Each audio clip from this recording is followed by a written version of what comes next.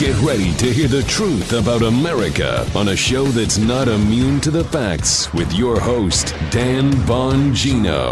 Yes! Yes! Welcome to the Dan Bongino Show on Monday. I'm obviously excited about digging into the weekend is past.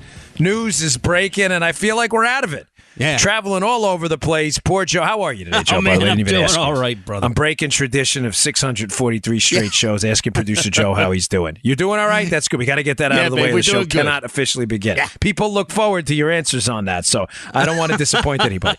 Had a busy weekend.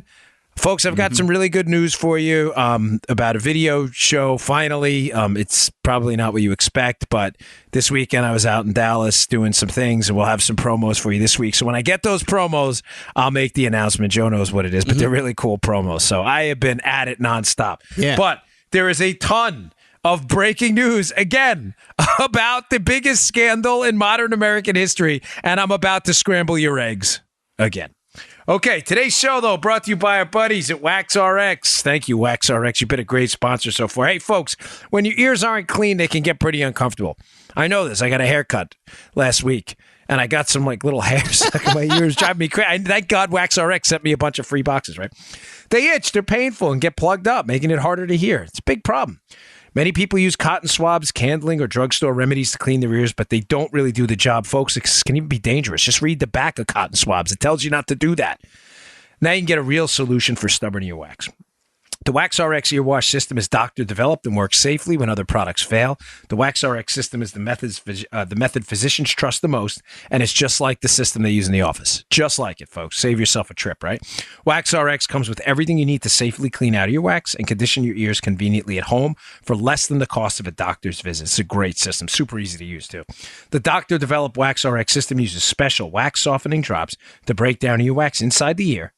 It has a specially engineered pump fitted with a unique tip to gently deliver the perfect amount of cleansing pressure to flush wax away. Finally, the pH-conditioned formula rinses and soothes your ears, making for the ultimate, most complete earwax removal system available. It's a great product. Here we go, folks. Visit GoWaxRx.com today to order your reusable earwash system today. That's GoWaxRx.com. That's GoWaxRx.com. And offer use your promo code. Free shipping, folks. We always love that. Free shipping with promo code Dan, D-A-N. And that's how someone asked me, how do they know where the audience, I appreciate that you all want to give us credit. That's how they know. Use promo code Dan for free shipping. GoWaxRx.com. Okay. Before I get into something I wanted to double down on from last week, Joe, last week I had made the point to you during a show that did just bonkers numbers that, ladies and gentlemen, listen clearly to me on this one. They are not covering up for Hillary Clinton, the Democrats who are panicking about the Obamagate spying scandal. Remember, keep it simple, Occam's razor. The Obama team spied on Trump. They did it unethically, immorally, and potentially illegally. And now they are covering their tracks as the memo is about to come out exposing them. Democrats are panicking. Everybody's a conspiracy theorist to them now. Joe, it's like you say, the day has 24 hours. You're a conspiracy theorist. They're freaking out, folks. And I told you that during last week's show, if you missed Friday's show, for those binge listeners, you're probably listening right now and just finished. They are not covering for Hillary. It is critical that you understand this. I'm going to get into this in a minute. It's important that you understand the depth and scope of this scandal. They're not covering for Hillary. They're covering for Obama. And it was an angle I neglected to put in there. And this weekend I had an epiphany, and I'm like, I got to talk about that. But other components of this case that came out over the weekend that are fascinating that I was not aware of. Joe, remember the Comey presser, not the first one, on July 5th. The first one was on July 5th. He goes out there and he lays out the case against Hillary Clinton in the email scandal and goes, and by the way, folks, I would not recommend that she be prosecuted. Nobody would because there's no case. Everybody was like, wait, what? Yeah. Come again? Everybody remembers that. Yep. Remember the second one, right before the election, where he comes out and says, we are reopening the Hillary email case because we have found emails on Anthony Weiner, who was Hillary's assistant, Huma Abedin's husband, the disgraced, perverted congressman. We have found some emails on there. We don't know if they're old or new, but we are reopening the case. And Hillary was like, wait, what happened? Now, not to redo prior shows, but it's important that I set this up. This all is going to tie together, I promise you. The second press conference, a lot of people said, oh, look, Comey's got it in for Hillary. And I made the case on a show about 2 weeks ago, Joe. I don't know if you remember that he was not trying to hurt Hillary, that he was covering for Hillary. Yeah. And I got a tidbit of information this weekend that I thought was fascinating that reinforces that point. Here's the piece I got. Joe, when you're in the Secret Service or the FBI, there's a constant battle. As you can imagine, you don't have to have been a former federal agent. There is a constant battle between, the suits and the working guys, right? Yeah. Oh. The suits are the headquarters people. Right. You see it all the time in movies. Folks, this is real. It happens all the time. The headquarters people are located in D.C., whether it's the FBI, the Secret Service, the DEA. They're all next to the Hill. They're next to the lobbyists. They're next to the politicians. They get sucked into the D.C. bubble atmosphere, right? Mm-hmm.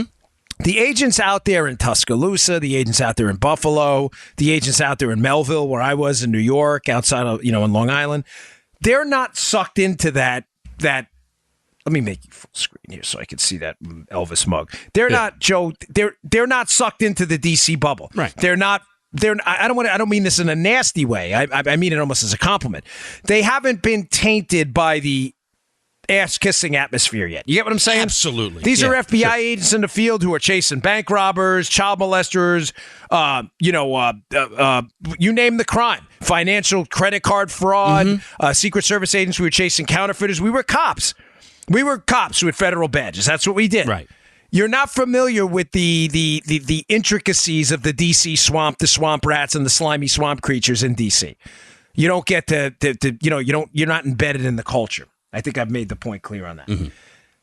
What does this have to do with the second Comey press conference? The point I had made about the second Comey press conference was I believe, and now I believe even more, that Comey gave that second press conference show about, hey, we're reopening the Hillary email investigation because he was absolutely convinced Hillary Clinton was going to be president. And based on the texts of Peter Strzok, his number 2 in counter intel, now we see it. Hey, maybe we shouldn't go in there interviewing her loaded for bear, which was one of his texts to his girlfriend who was also working with the FBI. So now we know they already knew Hillary was going to be president. Remember, folks, put yourself back in that time period. Don't view it like we see it now with Trump as president. View it as it was on July 5th and in that period up until the election. Chris Cillizza from the Washington Post said the odds of Trump winning the election are approaching 0. No, but Joe, you and I both know nobody believed it. We believed it. Go back and listen to the shows. They're all on tape. I mean, we can't fake it, but very few others did. I made the case that Comey gave that second press conference knowing this was going to come out, knowing that there may have been information out there, and this is going to tie to how this is an Obama scandal in a minute.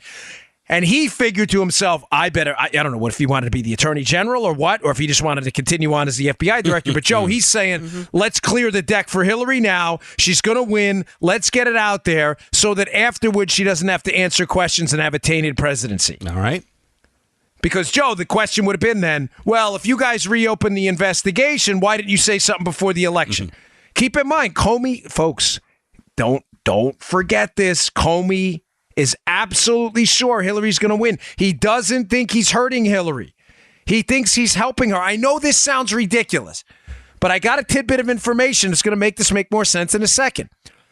Because you're probably saying, well, why go out 10 days before an election and say, we're reopening the investigation into Hillary? Because he's absolutely convinced she's going to win. He doesn't want this to stain her presidency afterwards. And he doesn't want to have to talk about it afterwards either. So he's clearing the deck, Joe. Got it? Yep.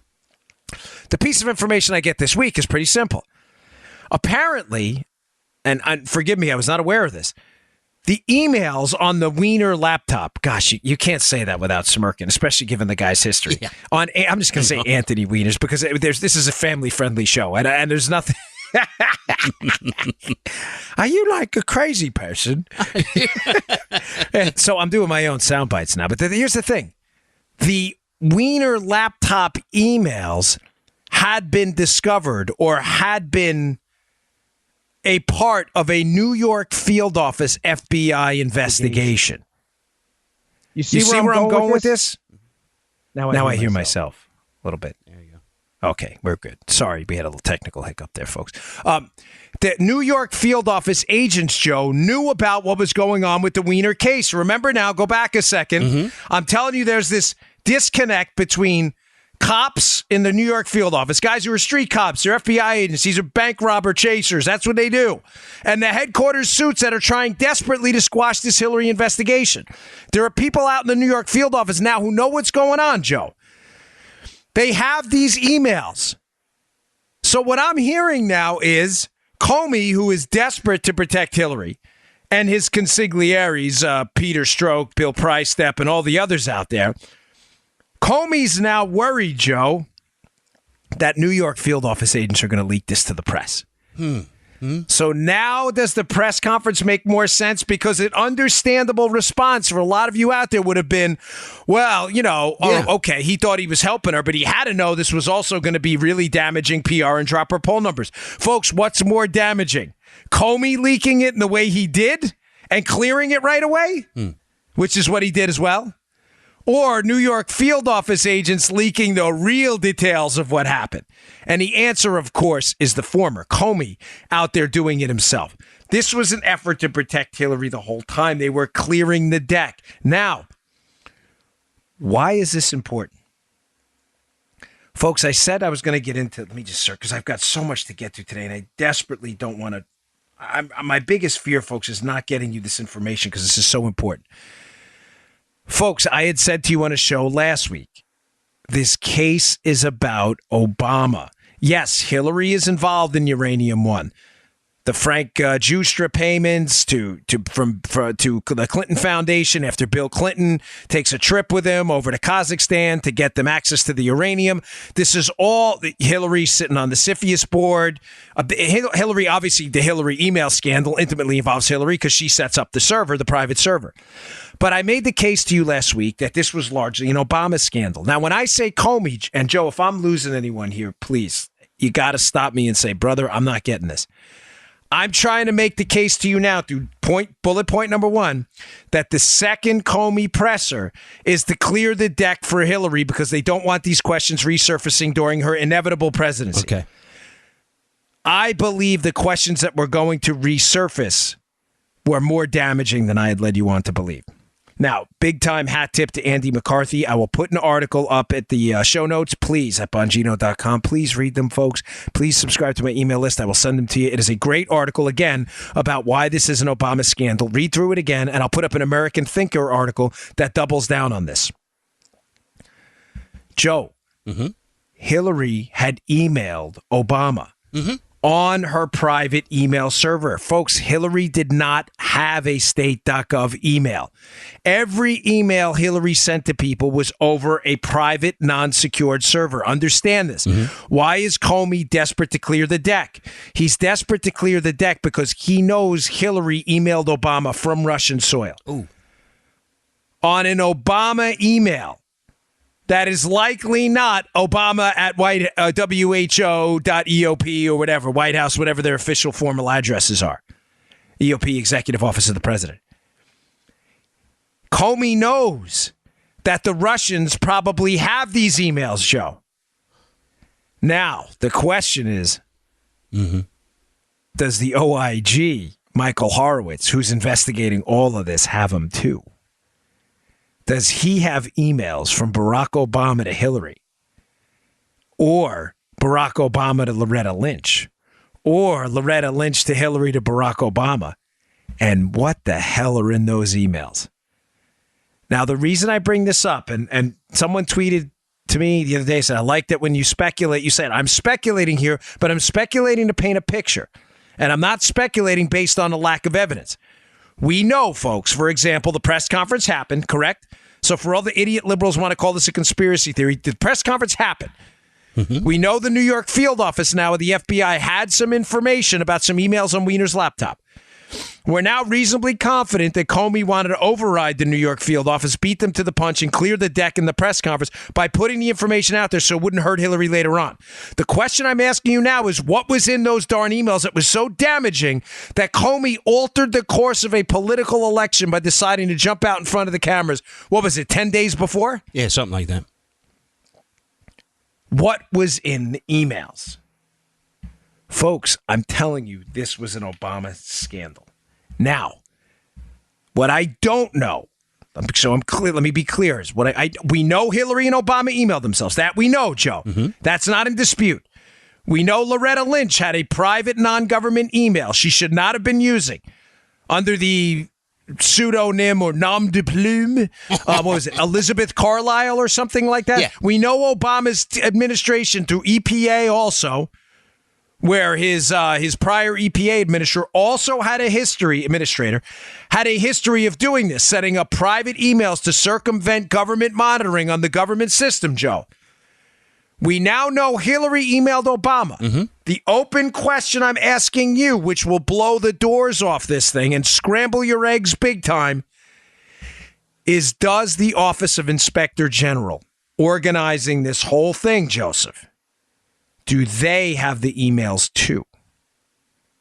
And what do those emails say? Now, I have a theory for you here, folks. Let me see that I'm going to get into. Sorry, we're just jumping around a little bit.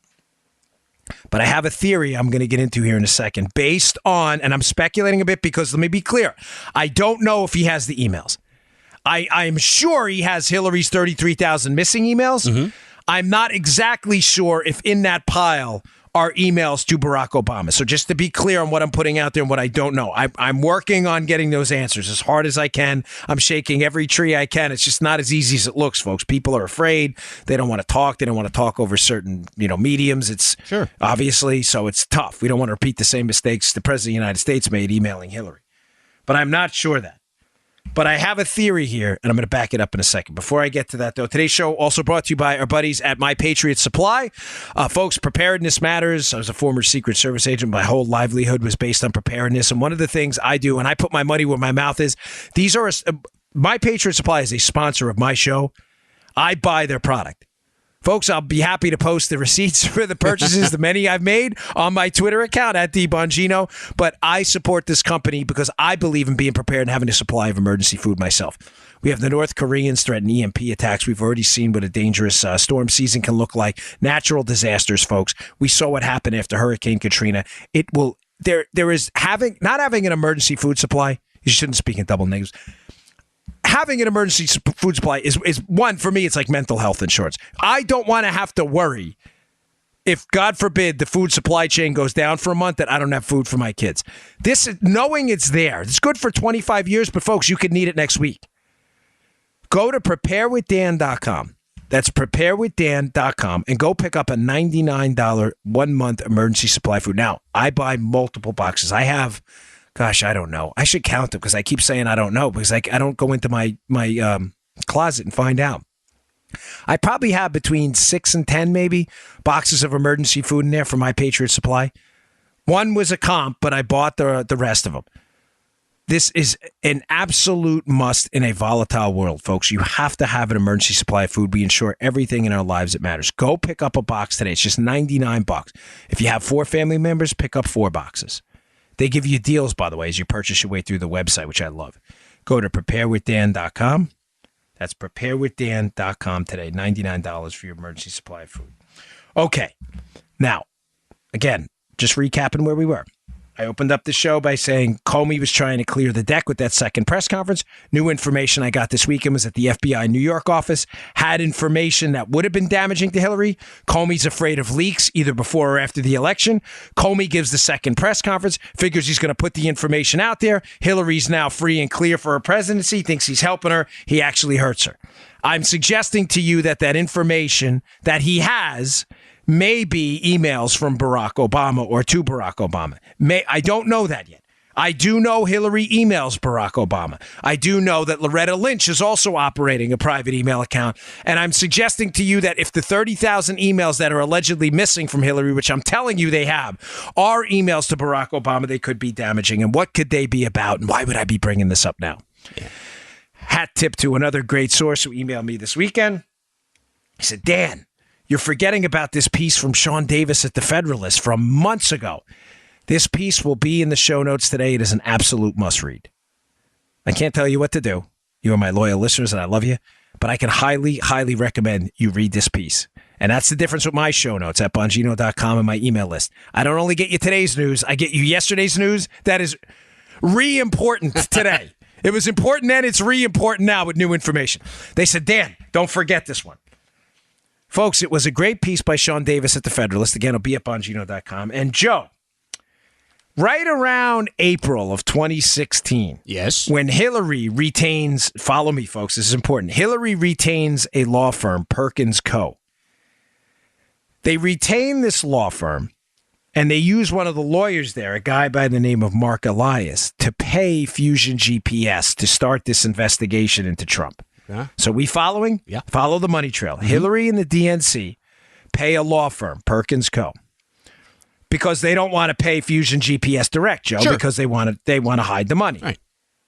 You can't pay a company that's going out and using Russian intel, right? You want to hide it through lawyers. They pay Perkins Co. Perkins Co., one of the lawyers, Mark Elias, goes out, hires Fusion GPS, who grabs this Russian intel from this guy, Ed Baumgartner, if you listen to last week's show, and they put together the dossier on Trump. This then makes it into the FBI, which basically means that the Department of Justice and FBI were acting as political operatives for the Hillary Clinton campaign. That's as simple as I can make that. Why does the missing emails and the fact that Obama may be in those emails himself matter? Because in roughly around this same time period, in April, when Perkins Co. was brought on board, Joe, who pays Perkins Co. to? Obama for America, his former campaigner. Oh, how did that happen? Say what? Say what is right? Oh, hell no. Are you like a crazy person? Where is you got? Are you like a crazy person? Now, I know that's what liberals are saying. They're like, you must be a conspiracy theorist. No, folks, these are actual payments. Now, how much did Obama for America pay Perkins Co.? $10, $20. They bought remember Bazooka gum, 5 cents? They bought a pack of Bazooka gum, maybe a pack of Topps baseball cards, maybe Dunruss if they were really in it. No, Joe, they paid him $972,000 right around the same time. Oh, jeez. Crazy how that happens, isn't it? Now, Obama for America is paying Perkins Co. That's paying this guy to go, that's paying that where Mark Elias works.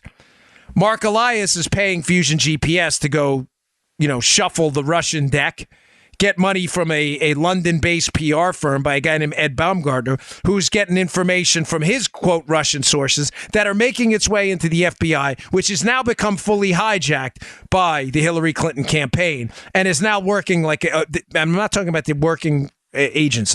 Please, let's be clear on this, folks. I'm talking about upper-level political managers at the FBI who are now working like a private security force for the Hillary Clinton campaign. Now, Obama paid them, Joe, for... not Obama personally, let me be clear on this, because the left will dig through every single piece of this. Obama for America is paying $972,000 for, quote, legal services. And who at this point is retained as a lawyer in certain proceedings for Obama for America as part of those legal services? Oh, Mark Elias, the very same guy who's paying Glenn Simpson and Fusion GPS, by the way, to go shake the trees in Russia, do a PR firm and their so-called sources, and Christopher Steele, who's been, I think, a dupe in this, who knows what, I shouldn't say a dupe, he knows what he's doing, but his name is being used to give credibility. Steele's a former MI6 agent. Oh, look, he found the information on Trump. It's got to be legit. Joe, are you following me here, how nasty and disturbing this case is getting? Oh, I'm following you. I think everybody followed you through that one. This is quite nasty, man. So just to be clear, to rewind where we're going with this, so everybody's tracking, okay? Comey has to give a second press conference, clears the deck. He knows there's devastating information out there. New York field office agents find something. They find something on Weiner's computer. There are allegedly 30,000 missing emails from Hillary. Are some of them in there? And I'm telling you, I think the ball that's going to drop, and let me just say why I'm saying this, Joe. There are some sources out there I trust. There are some I don't. I started good, and then they're just getting crazy. But there are some sources out there I trust that have been telling me and others that the memo that's about to drop is just a smidgen of what's ahead, Joe. And I'm suggesting to you that what Comey already knew or that Horowitz may already know, is some of these emails may be emails from Barack Obama. I'm telling you, based on what I just told you, Joseph Armacost. Yes, sir. That if those emails are emails about coordinated payments from Obama for America to a law firm that Hillary's already retained to go and get information on Donald Trump from Russian intel, we now have a full-blown corruption scandal of epic proportions that ties right into the West Wing of the White House, and they are going to have few places to run anymore. Obama's only defense, Joe, is going to have to be, I don't know. So you were either the dumbest president in American history who had no idea what was going on in DOJ, the FBI, your FBI director, none of it, or you did know, and you're going to have to admit you were knee-deep in a corruption scandal. Now, keep in mind, Joe, Comey's already admitted to briefing Obama on this stuff. Not on this specific stuff, but there are already meetings with Comey and Obama. So either this didn't come up and Comey's hiding it from Obama too, which he's never said he did, or Obama knows what's going on. Dude. Yeah, I know. Folks, I swear to you, as my loyal audience, and I mean this, every day I do this, I say to myself, I get it, folks. There's more out there. There's DACA going on, State of the Union tomorrow. I totally get it. But so many bombshell smoking gun stories are coming in every day that I feel like I'm doing you a huge disservice if I don't put this out there. And as I tweeted out yesterday in the gym, the liberals are going scorched earth, folks. Smoking gun almost means nothing anymore, Joe, because you know what they do? I kind of jokingly tweeted out, but it's sad. I mean, it really is. Smoking gun doesn't mean anything anymore because the liberals, what do, Joe? Boom. Booyakasha. They shoot the guy who finds the smoking gun and hope the next guy doesn't find the smoking gun from the guy who shot the guy who found the original smoking gun. They are going to go scorched earth on this. Gateway Pundit had put out a piece that I had tweeted that out too. They are going to go scorched earth. Now, I want to hat tip the American Thinker guy. Was it Joe something? I have his piece in the show notes too. The title of the piece is Democrats are going to go scorched earth on this. Read the piece in American Thinker. It's awesome. It talks about, Joe, how this is going to come out when the memo comes out. And potentially, I want to be crystal clear on this because I don't know this yet. But I feel very good based on the evidence. And potentially a bunch of Obama emails may come out. Those Obama emails could be devastating in conjunction with the memo and the 5 months of text that were, Joe, missing, that we had said on the show we're not missing, that are now we know aren't missing, are going to paint a picture so damaging to the Democrats and Barack Obama that they are going to character assassinate anyone who touches it. You are going to be a conspiracy theorist. They are going to dig up anything and everything they can on you. They are going to go scorched earth, folks, because they can. Remember, the Republicans never lived down this Watergate thing because Nixon was a Republican. The Democrats understand the damage this is going to do to their brand, and they are going to shred anyone who touches it with a platform, me included. I'm ready. It's okay. Now, let me make one more. You want to? I know you love this, Joe, because I can see Joe's facial expressions, and Joe's like, Joe's like my wife. Like, he likes detective stuff, and the fact that we're intimately involved in the uncovering of this has given me and Joe new life. I mean, the show has doubled its audience. Joe and I look forward to every show. I mean, I always like the shows, but there are some shows that excite me more than others. I have never felt more alive than these shows because I know, Joe, and I know you feel the same way, that the work me, Sean Hannity, Sarah Carter, and others are doing, I know it's important, and I know it matters. I know we're on the right side of this, folks. Dude, with that information you're given today, this is, to me, even bigger than the first show we did on this about a week and a half ago. It's mind-blowing because I know there are people out there, and I understand. Again, I'm not knocking others who are doing great work, too. And you know who you are out there on Twitter, these folks, because there's there's always this rivalry. Like, I got it first. I don't care. I'm giving other people stuff. How many times am I going to say that? Sean Davis at The Federalist. Andy McCarthy at National Review. Do we ever not cite people, Joe? Always. That guy Joe at American Thinker. His article be in the show notes today. I didn't make this up. But there's some people out there who are saying, go slow. Don't try to attach this to the White House. Folks, I can't ignore evidence. Why would we ignore a money trail that goes right back to an organization called Obama for America? Why would we do that? You can't do that. It makes zero sense. I'm acknowledging that we don't know yet that these Obama emails are out there. We know they happen, right? I'm acknowledging to you we don't know if we're out. I'm telling you, get ready in case they are. We can't ignore the evidence. Now, I'm going to make another connection to the White House for you that, again, is going to punch you right in the face. Right around the time these payments are being made from Obama for America to the law firm that's also working for the Hillary campaign, the same law firm that's paying off Fusion GPS to put together the fake dossier on Trump. Mm-hmm. So, and this will be in the book, by the way, all this in a flow chart. Obama for America is paying Perkins Co. DNC and Hillary are paying Perkins Co. Perkins Co. is paying Fusion GPS, who is working with the FBI on this dossier to destroy the reputation of Donald Trump. Who else is working for both of them? Well, one of Barack Obama's White House officials who is intimately involved in crafting messaging and things like that, a woman by the name of Shayla Murray, she's working in the White House as well. This is all in the Sean Davis piece. Who's Shayla Murray's husband? Shayla Murray's husband is a guy named Neil King. Who is Neil King? Neil King has shared bylines in the Wall Street Journal as a reporter with who? Glenn Simpson of Fusion GPS. Now, who gets hired by Fusion GPS right around the time these payments are being made from Obama for America to the law firm that hired Fusion GPS for the DNC? Oh, Neil King. And Neil King's married to Shayla Murray, who's crafting messaging in the White House, who's working in the White House at that time, right as the time as the White House's campaign arm, Obama's campaign arm, is also paying the law firm that's being paid by Hillary to gin up a fake dossier? Folks, listen to these shows twice if you have to. But what do we say, Joe, in every show? Remember the names. Remember them, yeah. Remember the names. If you don't remember the name Glenn Simpson, you're doing yourself a disservice. This is the guy who's running Fusion GPS and is being paid by the DNC and Hillary Clinton to get fake information on Donald Trump that makes it back to the FBI. Remember, the communication channel and the order matters. We said this in a past show. How are all of these people approaching the Trump team in this, what I believe to be a setup? Sergei Milian, Emin Agalarov. How are all of these people, Alexander Downer, approaching the Trump team, and how is the information constantly getting back to Fusion GPS?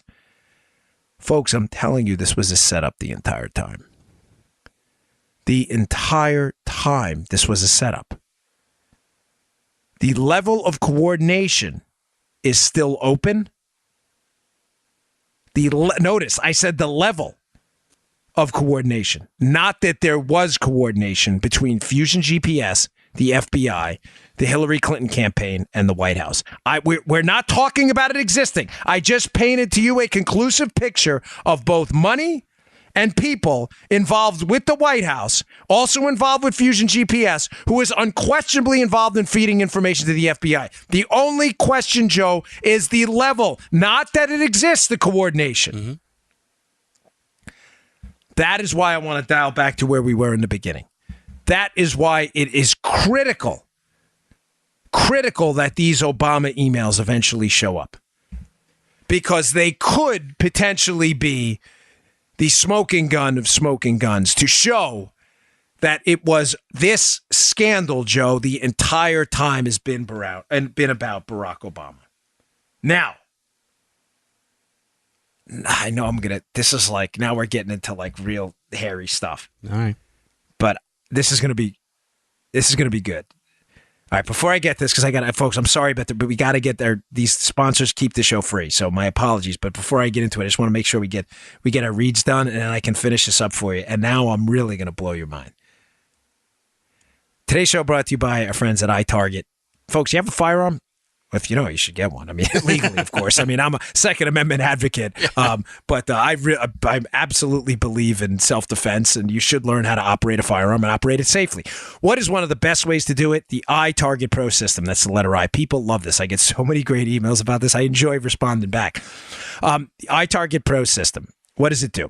It is a laser bullet that drops in the firearm you have now. You have a 40 caliber weapon, 357 SIG, 38 special, 9mm, whatever it may be. You don't have to make any special manipulations to your firearm. What do? You drop this laser bullet in.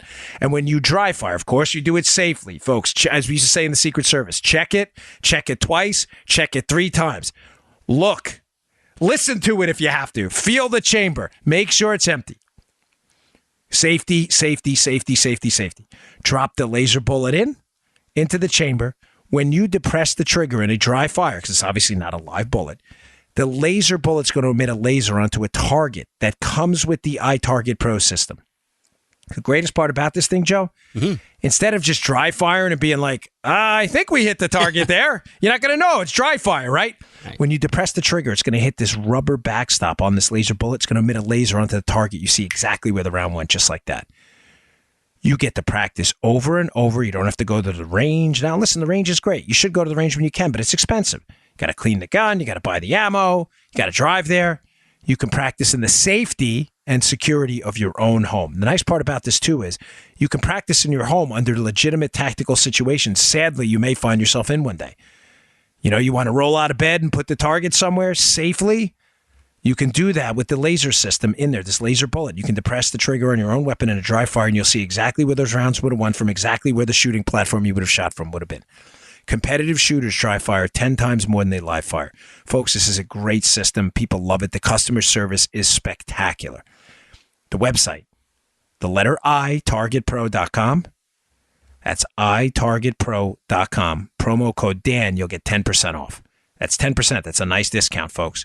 itargetpro.com. That's itargetpro.com. Promo code Dan for 10% off. You're going to love this thing. Give it a shot. Okay. Now I'm going to blow your mind a little bit.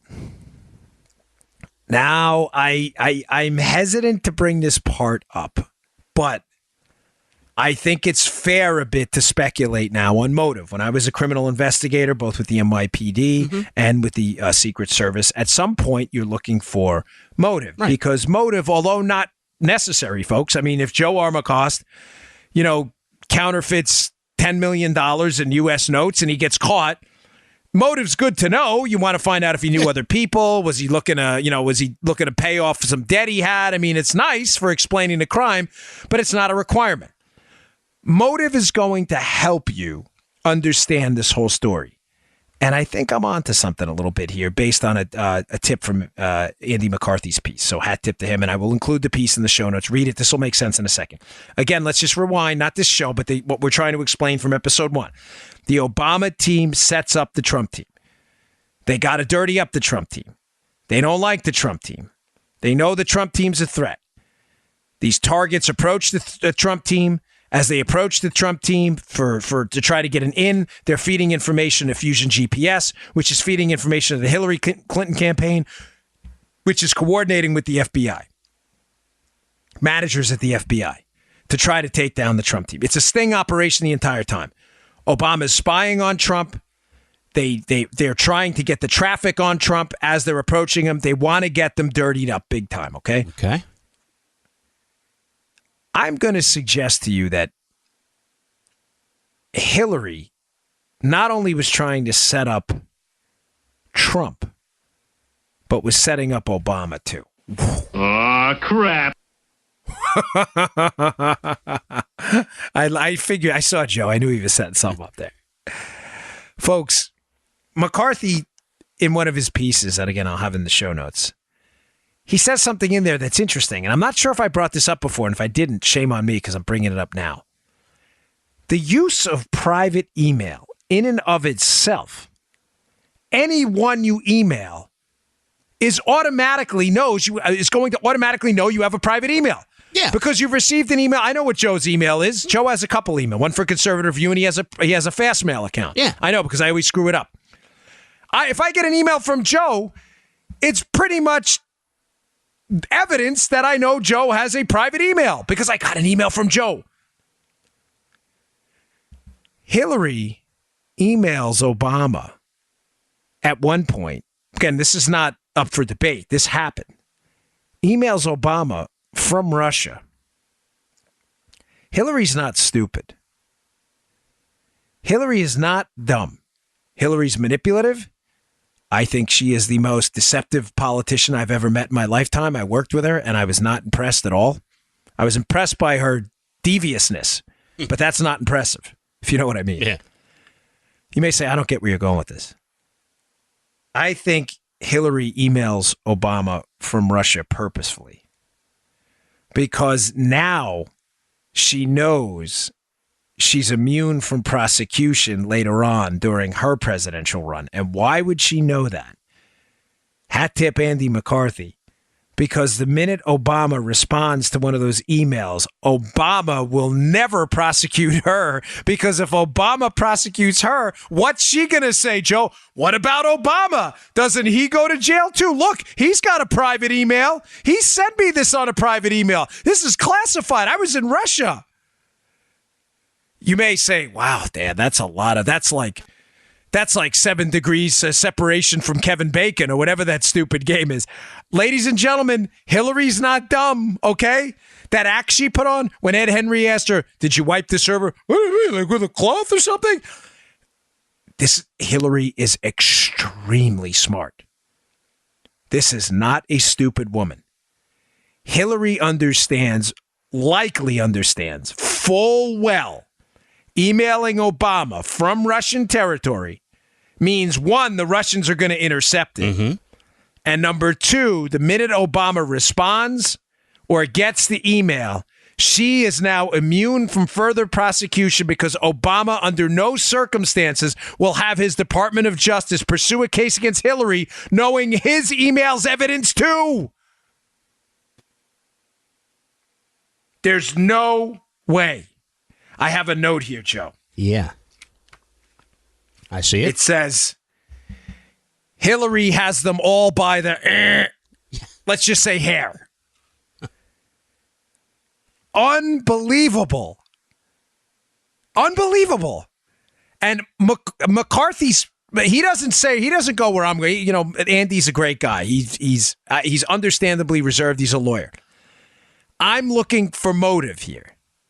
I think Hillary understands at some point she's in a lot of trouble with this. She either gets word that this is not going well. Her lawyers tell her it's not going well.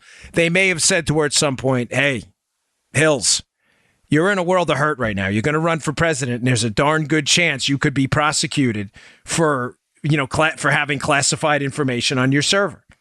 Classified information, by the way, folks. Do you understand how classified information works? Why Hillary's case was so damning, folks, is I don't think I've backed this up yet. And Hillary knows this.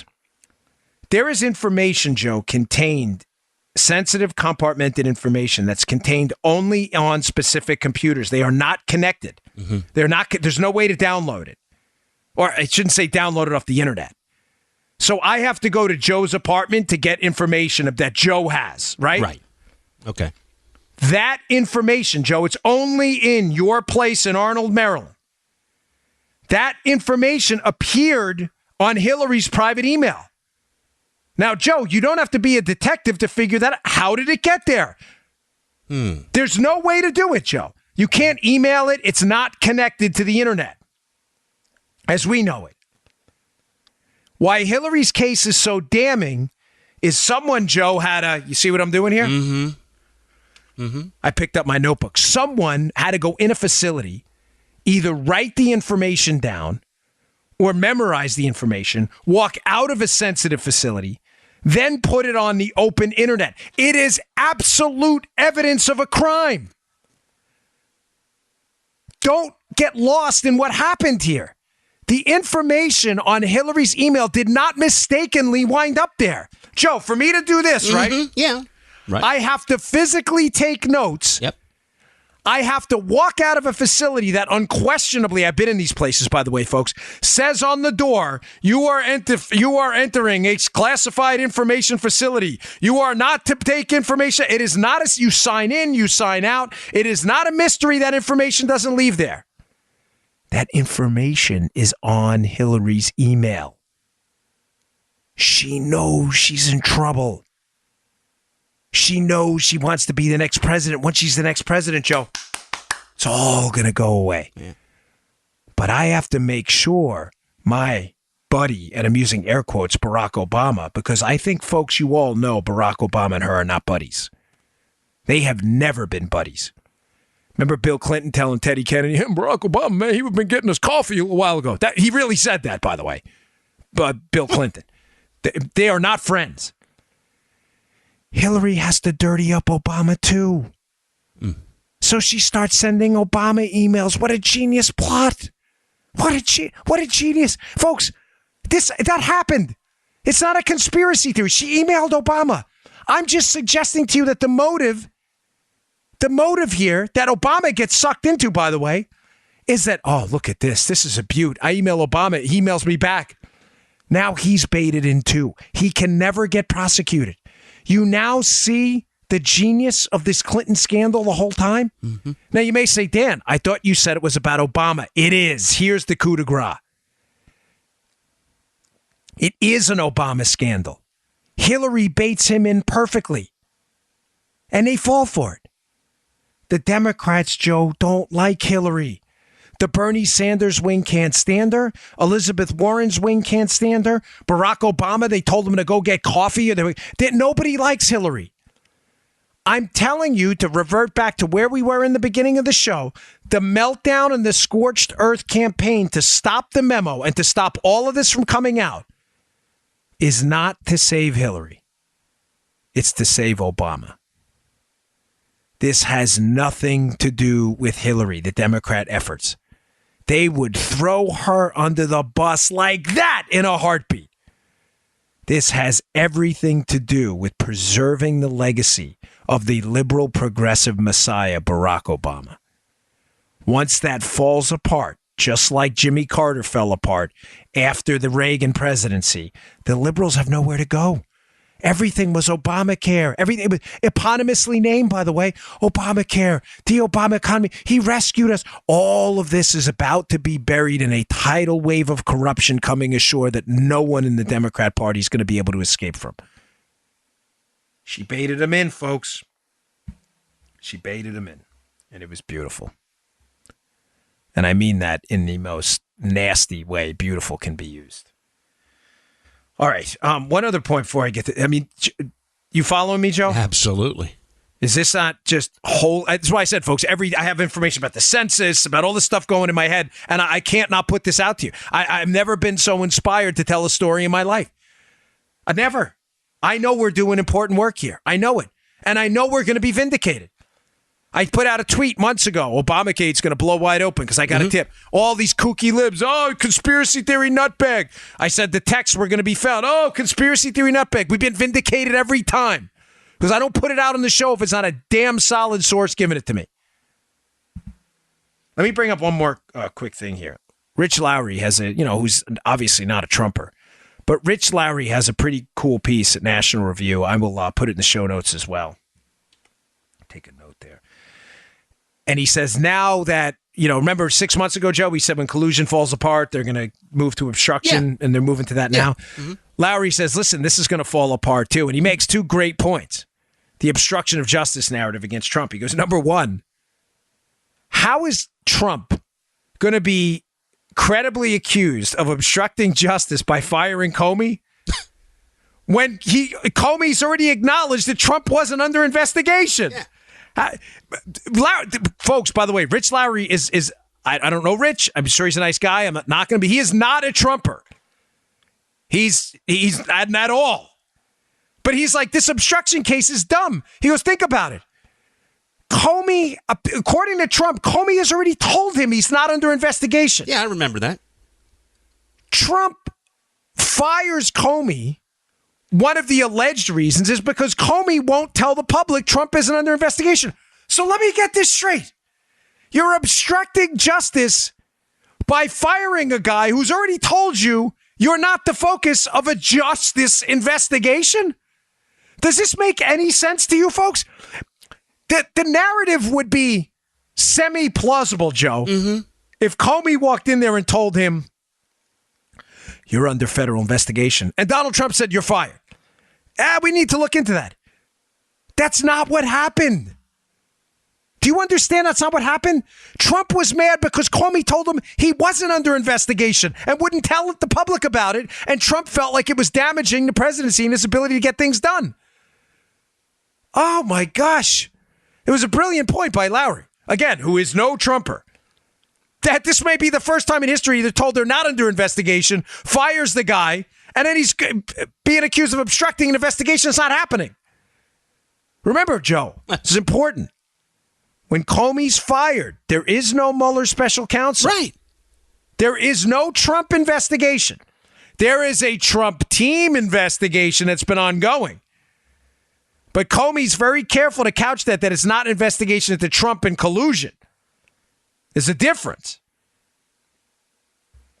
Secondly, he brings up this terrific point about the alleged conversation with Don McGahn, White House counsel, where the liberals are now doubling down and saying the rumor out there from an anonymous source who told an anonymous source who told an anonymous source who heard something one time. No, an anonymous source told was the New York Times that apparently Trump had said to Don McGahn, his counsel, go fire Mueller. Trump disputes it. I believe him. Apparently McGahn said we shouldn't do that, and everybody backed down. So I don't know how it's a crime to, not do something. I mean, if Joe says, I'm not going to rob a bank, I'm not going to investigate Joe for robbing a bank, okay? Yeah. So Trump did not fire Mueller. Obviously, Mueller is still doing his special counsel investigation, which is absurd. How are you obstructing justice in an ongoing investigation? It just doesn't make sense. But he brings up another good point. He says, number one, McGahn's advice was political, Joe. It wasn't legal. Mm-hmm. In other words, McGahn, the White House counsel, apparently wasn't telling Trump, don't fire Mueller because you can. Of course he can. He's the president of the United States. He falls under the executive branch, Mueller, and the DOJ. He can fire Mueller, no problem. Lickety split. McGahn's advice was political. Like, hey, this is a bad idea. Don't do it. It wasn't legal. I mean, of course, he's his lawyer. It's legal advice. But secondly, one of the stories coming out now, Joe, is that McGahn told Trump this because he believes, based on the level of cooperation, by the way, between the Trump team, Joe, he believes Trump's going to be cleared. So McGahn's advice is don't fire him because you're not going to be convicted. There's nothing to convict you of. And it's just going to make you look guilty. Again, how is this obstruction of justice? Are you people insane? And I get it. A lot of you are going to say, oh, Dan, you're a Trump guy. Folks, I'm just telling you what's already out there by people who aren't even Trump people, who are saying this is really dumb.